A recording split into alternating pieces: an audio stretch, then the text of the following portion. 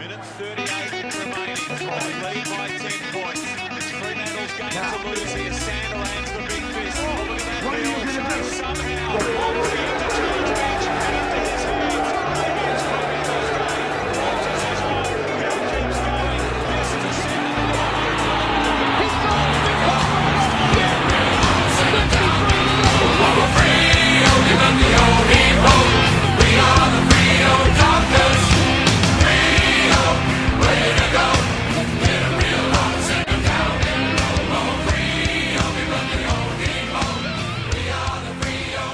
Juddy, welcome. Another big week for Dork Talk. Another win on the board. How you going? Yeah, mate. I'm starting to really enjoy these wins, and I'm getting pretty addicted to them. So if they take them away, I might start withdrawing. Yeah, it was a great game. Great to watch. Scoreline? So cracked 100 points, which is pretty awesome for Freo to do, considering the other team also cracked 100 points. So we had to outscore another team that scored 100 points, which you wouldn't at the start of the game. If you said Melbourne scored 100, you'd be like, we lost that game. So what do you reckon? Yeah, and even more positive was a big scoring quarter. Again, the third quarter, similar to the Bulldogs' fourth. Kicked 7 goals? 7 goals, 4 in that quarter to 3 behinds, which goes a long way. The goal at the end of the second half, we kicked 8 goals unanswered, so we can pile goals on again, apparently. Yeah, well, if you kick 7 goals to nothing in any game of football against any team, I think you're going to be a chance.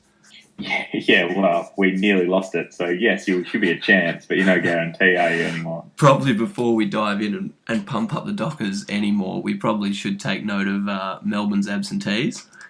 Yeah, so I think, I agree. And as when I talk to Mago later on in another hard-hitting interview on Dork Talk, we talk about how some Freo people were, some nuffies were calling up the radio saying how Freo are going to make finals and stuff. And I think getting carried away with it is sort of what put us in the position we were in last year when we were heartbroken when Freo were bad again. Yeah. So I think you have to take it at its face value, and Melbourne were vulnerable, but we got the job done against them, which is really, really positive, and it's something we wouldn't have done last year. So we're on the way forward, aren't we? Yeah, no Smoke and Hogan and no Lewis.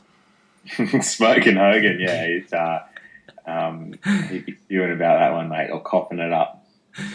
Yeah, well, let's dive into it. What are your major positives from the game?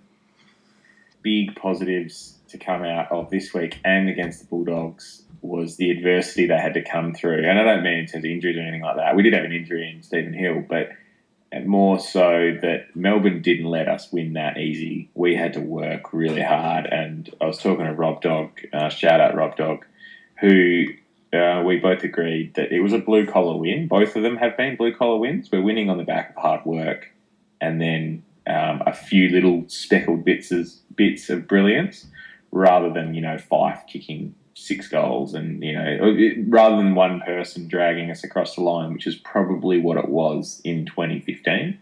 Yeah. So it's a little bit more spread and team effort, which is, sustainable, more sustainable. But that was one of the major things. What were your opinions on it? Yeah, well, I agree with that, and I think it's so good to win those games, those tight ones that become so devastating. On the other hand, being on the receiving end of them, to put in such a big effort for Melbourne to come back in the last would have taken a huge effort, and they would walk away being very disappointed. But then you get the flip side for us, and it's just building confidence, especially away at the MCG. There would have been a lot of players there who probably haven't celebrated a victory over there, so it would have been good. I think it's a big plus to go over there and to win a tight game like that is huge.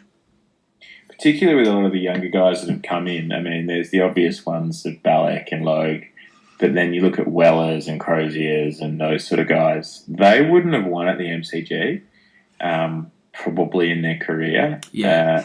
And particularly last year, we had one win at the Gabba and the rest were at home. So a lot of the Blakely's another one. A lot of those younger guys wouldn't have had many wins away, and particularly at the home of football MCG, it's a really, really good. They will come away wrapped with that, and hopefully it gels the team more, and they become, more a bunch of mates rather than them getting ahead of themselves. But I think they look like they're in a good spot like that at the moment. It's a young, enthusiastic team. Yeah, definitely.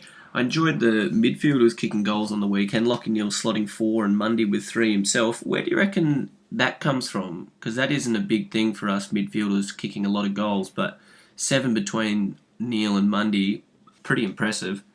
Well, Mako does touch on Neil a little bit, but without stealing his thunder, I think, firstly, it means that we're a little bit more flexible than we have been before. And we were talking about it last week or the week before. Ross Lyons seems to have a plan B again. Throwing Mundy forward was great, and he had an immediate impact and a sustained impact. And a few of those goals he kicked where he'd spoil and then robe his own ball and snap over his shoulder. He'd be a bit hard to match up on as a tall midfielder, similar to Fife. Yeah. And then Neil, for him to take marks and kick goals inside 50 means that we're actually looking to where we're kicking it. One of them was a holding the ball free kick, I think, but he had 3 or 4 marks inside 50.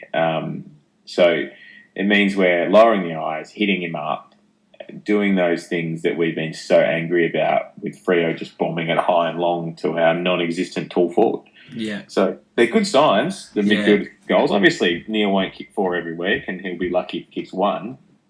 Mundy could well spend 50% in the forward line, though. And I think that's a good move. Yeah. Wait and see, though.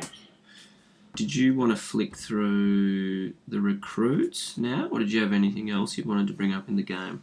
Yeah, well, why don't we just segue in? Let's have a chat about the recruits. Yeah. So firstly, the recruits, I think Brad Hill, again, another tick, another feather in his bow, basically. Good game, attacking, damaging. I thought Kirsten probably played one of his best games. Yeah. He took some marks. He kicked the first goal, which was a nice snap. He was a link-up player and did some good things overhead, but also in the last minute to save the game, he did a big spoil on the wing. Yeah, it went out. So he's done some pretty good things in this game, both sides of the ball, which I think for a 20-ish game player, I think people keep thinking we've recruited these guys that have played 150 games and they should be... How many has Kirsten played? Played 40 games, yeah, okay, so 40 games. Yeah. 37 for Geelong. So he's under 50 games, which is not meant. You think you take 50 games just to find your feet in the AFL, basically, 2 seasons worth. So I think people are very harsh on players like him. Probably Brad Hill's the only one you want an immediate impact out of, and he's given us that. Yeah.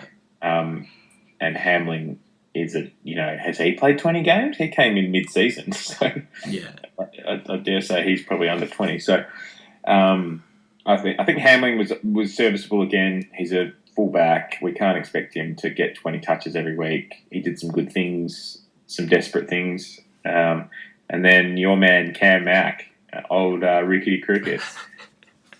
Yeah, and looking at the recruits, I was a big fan of C-Mac on the weekend, kicking 2 goals, 20 disposals, and he gained something like 500 metres, which I think was a couple of hundred ahead of the next best.